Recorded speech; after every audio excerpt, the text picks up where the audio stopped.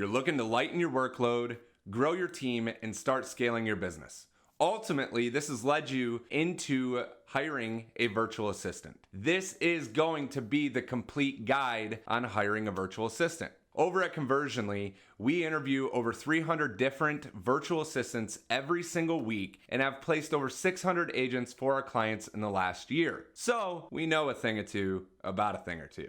In this video, I'm going to give you the exact roadmap that you need when hiring a virtual assistant or an appointment setter so you can be set up for success. Now, as you can see over here, we have an index of everything that's broken down on what I'm going to cover in this video, and you can find that down in the description to link to certain timestamps so you can fast forward to the section that's relevant for you. However, if this is your first time hiring a virtual assistant or you've been unsuccessful at hiring a virtual assistant in the past, I highly recommend you stick for all of the sections in this video as they're definitely going to help you succeed when hiring a virtual assistant. Step number 1. In hiring a virtual assistant, you want to make sure you're setting expectation. You may be wondering, what can a virtual assistant do? Just to give you a reference and an idea, here's what our virtual assistant team consists of. 1, we have a graphic designer and a video editor. This person likely edited this YouTube video and also does some of our graphics for us, such as this YouTube thumbnail. Another group of our virtual assistant team, lead generators. We hire a ton of lead generators to help us do all of our prospecting activities, such as sending cold email, LinkedIn messaging, cold calling, etc. This helps us generate more leads and more prospects for our business, so ultimately we can generate more revenue. Client success and or account managers. The team members that are actually managing one-on-one discussions with our clients, handling customer support requests, etc. to make sure our operations are running efficiently and fluently. That way our clients are always satisfied with what they're getting when they're working with Conversionly. Appointment setters. This is going to be a shameless plug. Conversionly specializes in building appointment setter teams for our clients. We also build appointment setter teams for ourselves. Now, these individuals are focused on 3 primary objectives: engage with leads, qualify them, and set appointments for our sales team. That's exactly what we do over at Conversionly to help you take lead to close and everything in between, utilizing a proven system that converts at over 42.11% of leads into booked appointments. Now, if that's something you're interested in, click the link below and get a guaranteed agent and proven system. Recruiters and trainers. Just like I said, Conversionly specializes in placing appointment setters for our clients. So our recruitment and training team is made up of virtual assistants across the world. However, that's not all they can do. Some other tasks that you can expect a virtual assistant to be able to do would be things like data entry, computer programming, web development. You could even go as far as having VAs manage your Facebook ads, set up new client accounts. However, that's not all they can do. We've worked with virtual assistants in a range of different tasks, from blog and copywriters, funnel developers, website development, software development, even executive assistants that manage our emails, our calendars, etc. Ultimately, a virtual assistant can do just about anything that you want them to do, given the right systems and processes. Drop a comment below with the number 1 task that you want your virtual assistant to be able to do for your business and why you're looking to hire a virtual assistant today. So this ultimately leads me to my next point. Step number 2, is your business ready for a virtual assistant? Hiring a virtual assistant can be a massive benefit for your business and help take you to the moon, essentially, when generating revenue. However, without the right systems and processes, it can also set you back weeks, even months, with headaches, time wasted, and a ton of money wasted if you don't have these right controls in place. So before you even dive into that mess, the first thing you need to ask yourself, am I even ready for a virtual assistant? If you're looking for someone to solve a problem for you that you don't know how to solve yourself, or you can't learn how to do yourself, then you probably don't need a virtual assistant. However, if you're looking for someone just to take things off your plate so you can focus on working on your business instead of in your business, then you're probably in a good position to start hiring virtual assistants. Before you move forward with hiring your virtual assistant, there's a few things that we recommend you have in place. First and foremost, roles and responsibilities. What is it that your VA is going to be doing for you? What are they responsible for? And what are you measuring in terms of success? Ultimately, you want to have an overview of their job description, responsibilities that they are responsible for, their daily, weekly, monthly tasks, and then benchmarks or KPIs that you're measuring their success against. The framework we use when developing roles and responsibilities for our team members includes the following. Overview.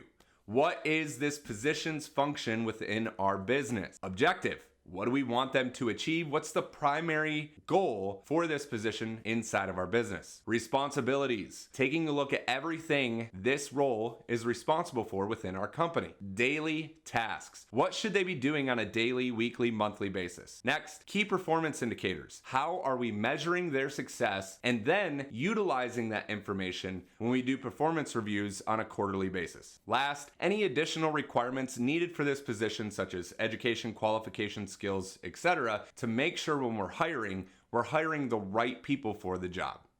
And to help you give a jump start on setting up your roles and responsibilities, we have the ultimate VA hiring guide down below where you can download all of our templates that you're going to need for recruiting a VA today. The second thing you need to have in place when you're hiring your virtual assistant is standard operating procedures. Now, the blind leading the blind is not a formula for success when running your business. So to make sure that your VA is going to be doing everything you want them to do, they're meeting your expectations, then we need to have standard operating procedures on how you want them to complete their tasks. Now, with that said, some VAs can come where they know how to do everything, they don't need coaching involved. Typically, in those use cases, you're gonna pay a pretty penny, okay? On the other hand, you can get virtual assistants that you intend to train and get them up to par. However, that's gonna require having the tools and mechanisms in place to get them to that point. Standard operating procedures are that device in which you can utilize to train your team members accordingly. VAs can use an SOP as the guide for fulfilling tasks and responsibilities within your company. Furthermore, when it comes to developing SOPs, I highly recommend having a well-defined structure for your SOPs. That way, your VA is not wasting time trying to find the information that they need to complete a task and instead spending that time actually doing the task. Little side note here, when we were first developing our SOPs and bringing virtual assistants on for the first time several years ago, we didn't really have a framework to our SOPs. It was just a step-by-step guide with a video, a link here and there, and that was it. However, it was inconsistent across each SOP. We actually started out using Asana, so you can bet it was a huge mess. Since then, we developed an actual framework for all of our SOPs, and they follow the same guidelines and principles. This is for three main reasons. One, it makes searching for SOPs super easy because they're all alphabeticalized, categorized, and organized based on the function in our business. Sales SOPs are in the sales folder, etc. Second, it makes it super easy to search. So we use an internal knowledge base called Tetra, which we drop the link below, and we'll talk more about that in a little bit. But that allows our team to search for something they need to do, and it'll pull up the relevant SOP without knowing exactly where it's located in the file. Third, it makes sure all pertinent information are in our SOPs. That way our team can quickly find what they're looking for and achieve the task at hand. The framework that we develop will actually take a look right here as we dive into reviewing a real SOP that we have. We have an SOP on creating SOPs. So every one of our SOPs starts off with an overview. What is this SOP reviewing, and what's the objective of this SOP? What are they going to achieve by doing this SOP?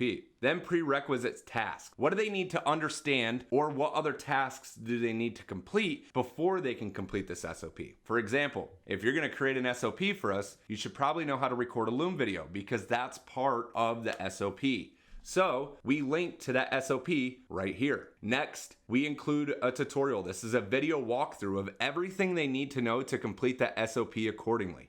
Up next, we go over a checklist. This is step-by-step what needs to occur to complete this SOP accordingly. Last is a how-to guide of all the steps in the checklist with a guide on how to complete that step. Realistically, we'd also like to see screenshots here when it makes sense. By utilizing a framework like this for all of your SOP structures, you're ultimately going to ensure that your SOPs are robust, thorough, and consistent. As your virtual assistant begins completing the tasks, they'll thank you for your organizational skills. Again, if you want this template, click the link in the description. You'll get access to all of the templates that we use for hiring, managing our virtual assistant team. Lastly, the third thing that we recommend having in place before you hire your virtual assistant is a new employee handbook. Now, this is not a requirement for your business. However, this will set the foundation of your company and how you're going to build your team around that. Your employee handbook will act as a moral and ethical compass for your employees as they're working and completing their function within the company. So just like our SOPs, we also put our employee handbook in Tetra. And this is an example of our employee handbook. Essentially, the foundation of everything that we put in our handbook is the history and company culture, where we started, where we're at now, and where we're going. The culture of Conversionly, our mission statement, core values, and milestones. And then building your career at Conversionly. Ultimately, we want to give our employees the ability to identify their path forward and how they're gonna grow with the company. You have work conditions and hours, everything that they're expected to meet, such as technical requirements, location requirements, working hours, etc. Then you have an absentee and work-related policy geared around their attendance, when they should and shouldn't show up for work, such as holidays, things like that, a non-disclosure agreement, and then getting started. What are the next steps to get started within the company? So we outline who does what within our company. That way they know who to reach out to if they run into issues. And then also getting started with our business using our new employee onboarding course. So this is just a quick overview of what's included inside our new employee handbook. Ultimately, if you're just starting out hiring your first team members or you just started your business, you don't need a thorough employee handbook like that. There's gonna be three things that you want in there: what your company does, your goals and your milestones, so what are you working towards, and lastly, your core value. This should give all new hires an idea of the direction of your company, what it is you're doing, and how they fit inside that operation. Drop a comment below with your number one goal that you have for your company this year. Pro tip number one, when you're hiring your first virtual assistant, ideally you're gonna wanna have them focus on prospect and lead generation tasks, because when you're starting your business or you're bringing in your first team members, the first thing you're gonna wanna outsource is the mundane, repetitive tasks like cold emailing and prospecting. This is going to help you increase your revenue, maintain the costs of adding in a virtual employee, and then allow you the ability to start scaling your revenue so you can start outsourcing other parts of your business. Step number three, where should you hire your virtual assistants from? After interviewing literally thousands of virtual assistants and working with over hundreds of them and placing them for our clients, we have a little bit of a bias on where you should be hiring your virtual assistants from. The best way to determine where you should hire your virtual assistants from is really to segregate them based on their role or function within your company. Now, this is something that not many people talk about. They say you should either use the Philippines or use this place or that place when hiring your virtual assistants. However, virtual assistants are best from different areas depending on what they're going to be doing within your company. For example, for task-oriented virtual assistants such as data entry, prospecting, etc., we highly recommend virtual assistants from the Philippines. The Filipino work ethic is literally 1,000 times better than any other type of virtual assistant that you're going to find. Realistically, it's actually significantly higher than any US employee you're probably going to find. Now, that's not to say they're all gonna have the best work ethic, but overall, the work ethic of Filipinos is absolutely phenomenal. Not to mention, the infrastructure in the Philippines is actually pretty good. The Philippines is known for their BPO operations and businesses outsourcing those functions to the Philippines. Therefore, they have great internet connections on most cases and can operate in a virtual environment fairly well. However, it is worth noting that the Philippines frequents a lot of storms. Therefore, there may be a day or two here and there that your virtual assistant will be without power or internet, as their electrical grid may be shut down due to a tsunami or a hurricane storm, etc. What if you need voice-related tasks, such as an appointment setter, a cold caller, an account manager, somebody that's client facing, etc. In those cases, we strongly recommend South America. All of the appointment setters that we recruit for Conversionly to place with our clients come from Colombia, Mexico, or Argentina. Now, these three cultures provide the highest fluency in English culture or United States culture and language. So there's not as much of a barrier when it comes to communicating in a face-to-face environment. Also, it can be a massive benefit for your business to have a bilingual virtual assistant that can communicate both in English and Spanish effectively with your clients, leads, prospects, etc., and help you stand out from the rest of your competitors. Now, when it comes to tech-related positions, there's no better place than India. Realistically, India offers dollar for dollar the best software developers out there. However, there is a nuance to this. India has quite a large gap in the language barrier. Although they've come leaps and bounds over the last few years in understanding English culture and fluency, there is still a pretty big gap. I strongly recommend that you have the roles, responsibilities, systems, and processes in place when outsourcing to India. That way you can ensure the highest success rate for your project or task. Pro tip number 2, be sure to research electricity and internet in the city or country that you look at hiring. This is going to give you an idea of what it's like working with your virtual assistant and prevent you from having any sporadic uh-ohs or pop-ups that could interrupt your work environment. Step number 4, where do you actually recruit the virtual assistants from? This is what everybody asks. This is what they're all concerned about. There's a ton of different places you can utilize when hiring virtual assistants. However, we've actually narrowed this down to 3 main criteria or categories to simplify and make sure you succeed when hiring your virtual assistant. Number 1, online job boards. Now, in the use, typically what we think about with a job board would be like Indeed, ZipRecruiter, Career Builder, etc. However, when you're looking into international companies, there's actually different job boards that you can look in those countries. For instance, onlinejobs.ph, Juju, FlexJobs, etc. These different job boards are going to provide you a direct resource to post your job listings and or look for candidates that are looking for a job. These are great places to utilize if you're looking for full-time positions. However, they can also be leveraged for project-based positions as well. Number 2, Fiverr, Upwork, FreeUp, etc.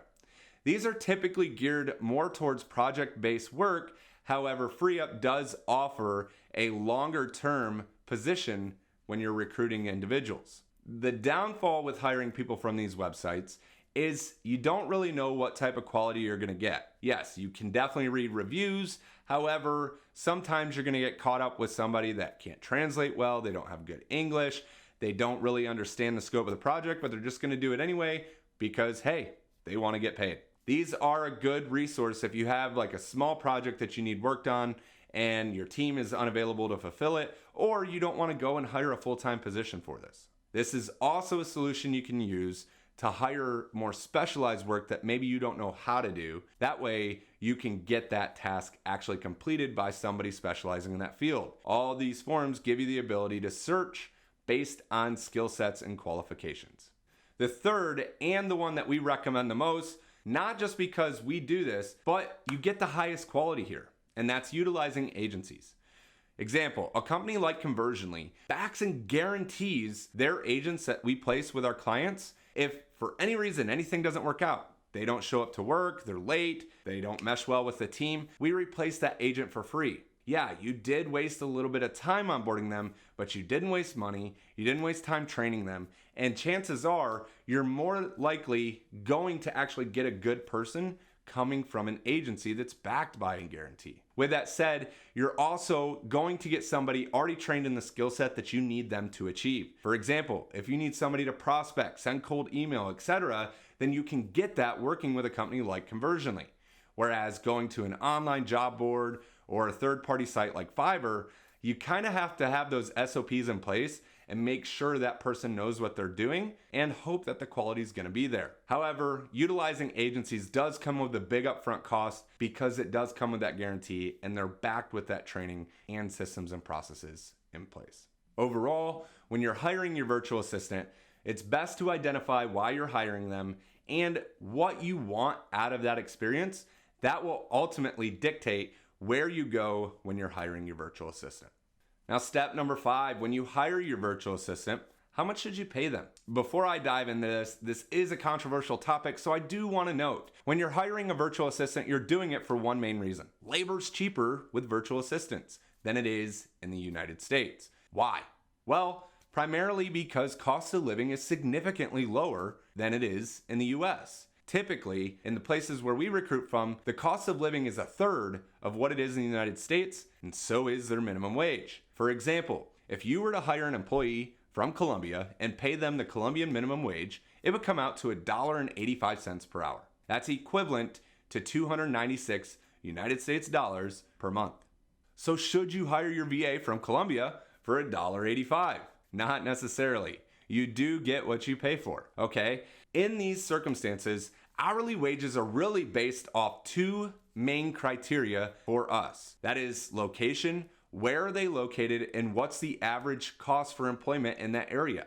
And 2, what is the role and function they're going to be doing? If you think about this like any other business in the world, as if you're hiring United States employees that are going to come to your office and work physically where you're at. The more you pay someone, they are often going to have a higher skill set or know how to do things at a higher rate. The more value they bring to your business, the more expensive they're going to be to acquire and get them to come work for you. The same remains true for virtual assistants. However, there are some parameters that we tend to operate in. As a general rule of thumb, Filipino virtual assistants typically average $3 to $5.50 an hour. In Colombia, you can get virtual assistants again for $3 to $5 an hour. However, most for good quality virtual assistants are going to be typically in the $4 to $7 an hour range. Also, if you're hiring in Mexico, you can expect to pay between $5 and $10 per hour.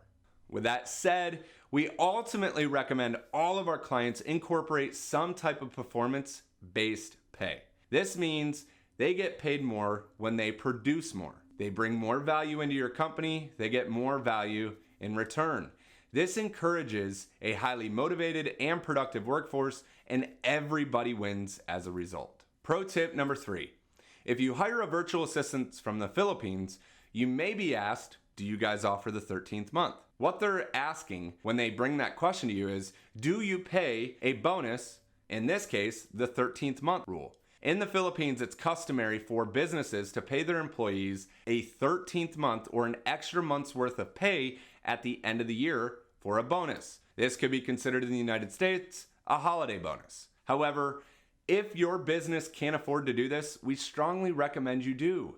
It increases employee satisfaction within your company. So if you can afford to do this, we recommend you do. However, the choice is up to you. Also to note, the 13th month pay should be based primarily on how much time that person's had with your company. For example, if a VA starts in July, the 13th month pay should actually be half of what the 13th month would be. That's because they were with your company for half a year. Step number 6, do I have to pay taxes or withhold taxes for my virtual assistant? Are they classified as a 1099? Are they a contractor? What am I doing? Before I get into answering this, I first want to note I am not a CPA or an attorney, and I highly recommend you consult with one. However, if they are a virtual employee working internationally and they do not hold United States citizenship, they are considered by the IRS to be a non-resident alien. In those circumstances, non-resident aliens do not have to have taxes reported or withheld. Therefore, you do not have to issue a 1099, etc., because they are not an employee or a contractor in the eyes of the IRS. Step number 7, probably what brought you here in the first place. How to actually hire your virtual assistant. Now, if you've gone through all these steps, you're probably ready to move forward with hiring your virtual assistant. With that said, we recommend a solid recruitment process to save yourself hours of filtering through applications. One of the number one characteristics you're going to want from your virtual assistant is the ability to follow instructions. Therefore, whenever recruiting, you're going to want to integrate hoops that they have to jump through to apply for that position. That way you can identify those who are truly motivated about the position, and 2, those that can follow instructions. An example of what I mean by this recruitment process is you could have an application that they have to fill out. Then after that application, they get an email and it says, hey, send an email to support@mycompany.com. Put this as your subject line and include a screenshot of your internet speed. Go here to test your internet speed.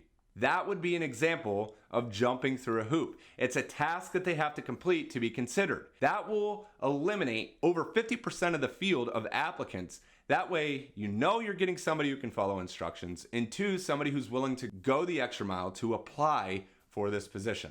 Pro tip number 4, have your applicants take a personality test at 16personalities.com. Utilizing 16 personalities, you have the ability to identify what type of person is going to be working for your business to make sure they're going to fit in your culture and they're going to be someone you want to work with.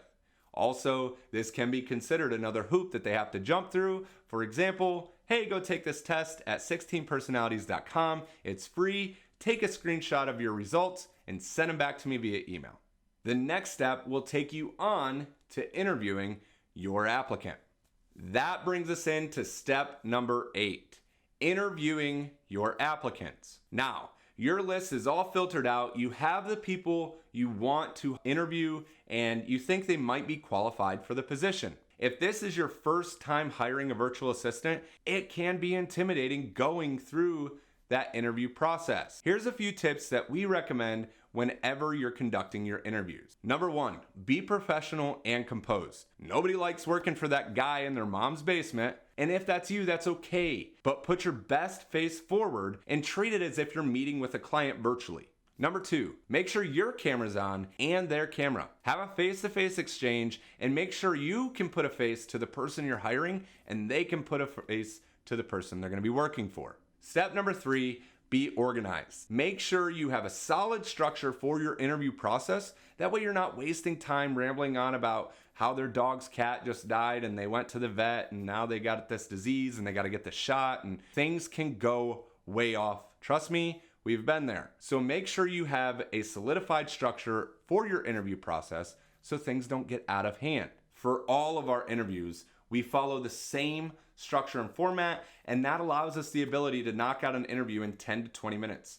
Sometimes we'll even cut an interview within the first 45 seconds based on how that first impression goes. The general interview outline that we follow for all interviews is as follows. Once everybody's in the meeting, introduce yourself. Hey, I'm Zach with Conversionly. How you doing today? That lets them know who they're speaking with, making sure they're in the right interview, and it opens the door for discussion. Next, outline how the interview is going to go. Hey guys, today in this interview, we're going to talk about you, your background, your qualifications, make sure you're a good fit. Then I'm going to jump in, tell you a little bit about our company, ask you a few more questions, talk about the position, and then get into pay rates and talk about steps moving forward. Does that sound good to you? Set an expectation for how the interview is going to be conducted. That way they know what to expect, and that will eliminate some of their nerves and anxiety so you start to see the authentic and real person that you're interviewing. Next, have them introduce themselves. Let them tell you who they are, a little bit about themselves. That way, everybody's caught up to speed and we're ready to move forward with the meat and potatoes of the interview, which goes into questions. Ask your questions. Step 4 of the outline is start asking your questions. This is going to be where you ask your questions based on their qualifications, education, experience, etc. Then after you've completed your questions, start telling them about the position, their roles and responsibilities, and the pay rate and work hours that are going to coincide with the position. This leads into a natural exchange of answering questions that they have. Ask them if they have any questions, any concerns, etc., and address those concerns. Once you've addressed their concerns, then you're going to want to tell them what to expect moving forward. What are the next steps after this interview? Once that's completed, you can end the interview and move on to the next applicant. That leads to pro tip number 5.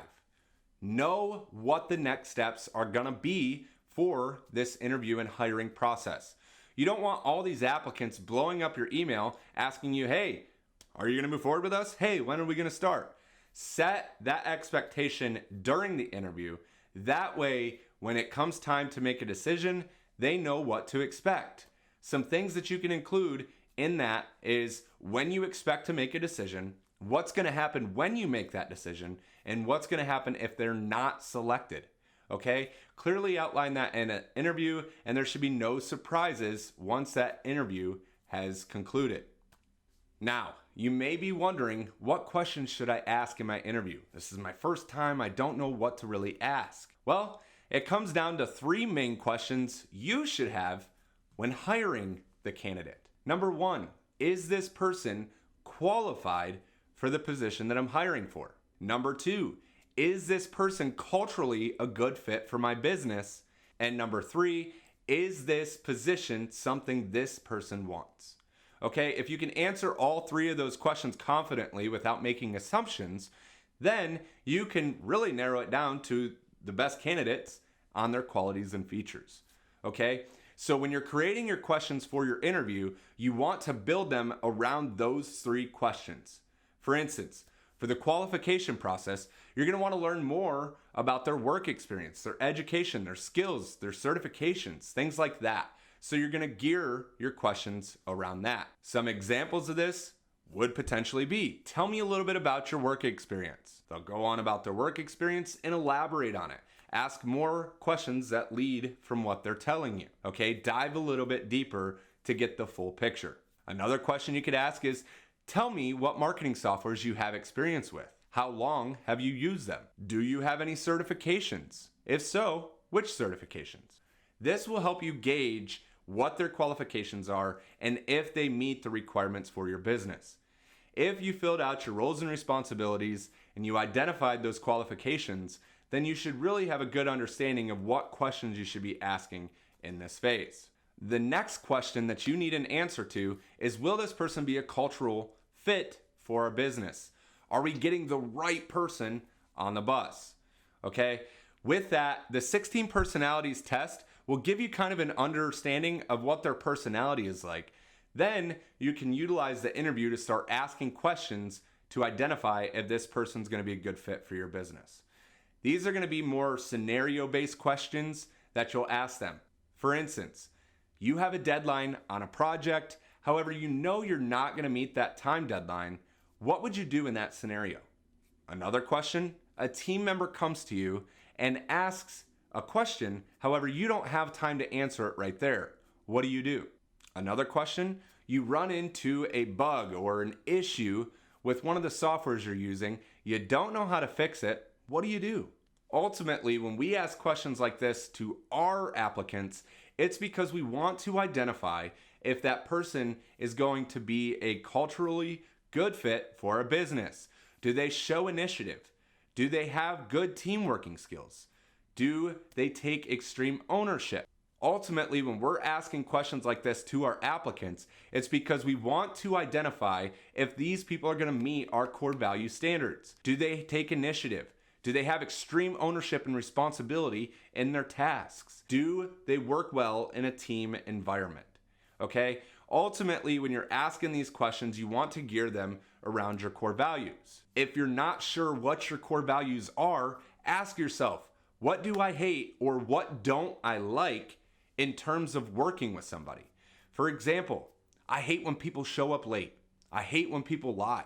I hate when people are constantly asking questions that have already been answered. These are things that you can utilize when setting the foundation of your core values, because your core values should combat those things that you dislike and make sure that your team meets your quality and standards so you don't run into the things that create headaches for you. The last question that you need answered is this person truly interested and motivated in this position? Now, this is one area that a lot of people can get fooled in with VAs because they don't necessarily understand what people are saying in their body language, okay? Some people may answer, yeah, I'm definitely interested.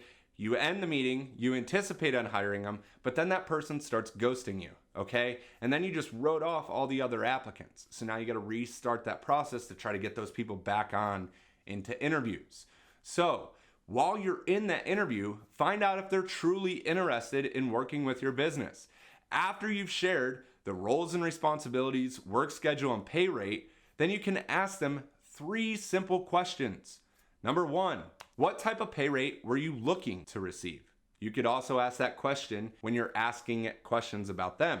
Number 2, do you feel confident in your ability to succeed in this role or position, and why? Always ask that why, because you want to get more substance from their response. And number 3, if we decided to move forward with you today, when would you be available to start? These questions will help you gauge their motivation and their desire to work with you, or if they're just truly disinterested. When you ask them the pay question, some example of responses of motivated applicants are going to be something like, hey, what type of pay rate were you hoping to receive? They would say something like, honestly, I thought that's a really good rate, and I'm really happy to work for whatever it is you're willing to pay. An example of not interested is, honestly, I was looking to be more around the $9 to $10 an hour range. However, I think we might be able to make that work. I'll get back to you on that. That's a clear indicator that they're not motivated in this position, and they're going to look for other options, or when an option does come, they're going to leave your company for it. Pro tip number 6, be sure to ask open-ended questions. Simple yes or no questions do not provide enough context or substance, and it's ultimately going to lead to you making inaccurate assumptions based on their response. You want to make sure you have a clear and concise image of who it is that you're hiring, and utilizing open-ended questions are going to give you that accurate representation that you need when making the hiring decision. Last, the 9th and final step in hiring a virtual assistant. What to do after you've hired that virtual assistant and how to manage your newfound team. After you've hired your virtual assistant, you've made your decision, and you're ready to move forward, there's a few things that you should have in place to make this a streamlined setup process and eliminate all those headaches and wasted time. First, having the items outlined in number 2 with your roles and responsibilities, SOPs, and new employee handbook are going to set you off on a great start and create the depiction, hey, this is a really professional company that I'm working for, and it's going to create more enthusiasm for that employee. On the other end of that spectrum, if you don't have your stuff organized and you bring that VA in, they're going to be kind of putting up red flags like, this person has no clue what they're doing. I'm going to have to create all this stuff. There's no guidance. This is going to be a disaster. Okay? Look at it from the same perspective. If you went to go work for somebody and they had no clue what you're going to be doing, those are some red flags. So by having those items in number 2 outlined, you're going to be set up for success. Next, have a good onboarding process outlined for the day they start. What's going to happen? An example of this would be reviewing the new employee handbook and the roles and responsibilities for their position. Then after that, have access to employee credentials. Are you creating a company email address to them?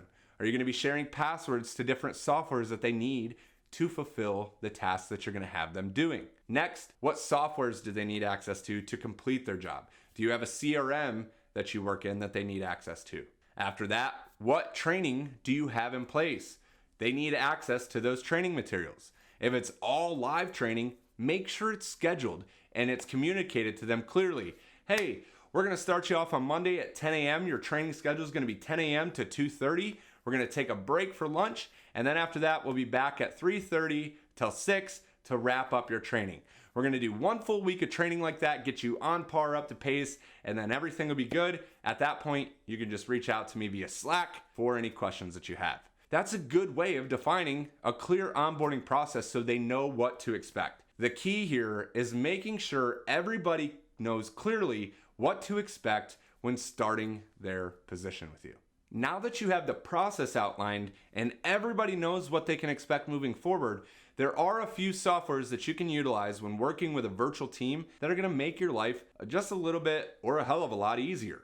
One of those softwares is LastPass. This is a phenomenal software to help you maintain the integrity of your passwords for your softwares. LastPass is a password sharing software that allows you to give employees access to different accounts, softwares, etc., without having to physically give them your password. This is great because if for any reason a virtual assistant doesn't work out, they leave, whatever it may be, all you have to do is jump into LastPass, remove them from access from a software, and then everything's good to go. You don't have to go back through and try to change 100 different passwords because you don't know what they do or don't have access to. Additionally, it also helps you avoid some software costs if you don't necessarily need to create a user account for them and pay an additional user fee like many softwares today have. When it comes to standard operating procedures, this really depends on where your business is at. First and foremost, you can get started using Google Drive to eliminate the cost and expense of things like that.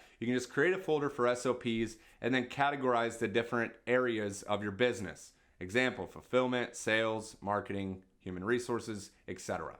And then you can organize your SOPs that way, utilizing Google Docs or PowerPoint, slides, whatever it may be. Now, if you're ready to invest in a platform, you have a bigger team, then I highly recommend using Tetra.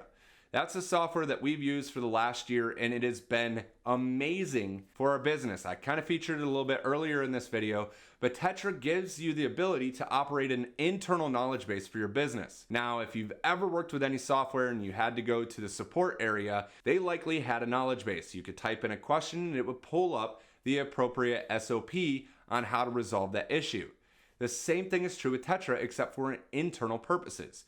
You can categorize things any way you want, you can name them whatever you want, and then the internal search feature will search all the words in every single one of the documents that you create to create an internal knowledge base for your team. This will make SOP production and research extremely efficient for your team moving forward so they can focus more time on completing their tasks rather than trying to find the information they need. For virtual team time management and payroll, we recommend Screenshot Monitor.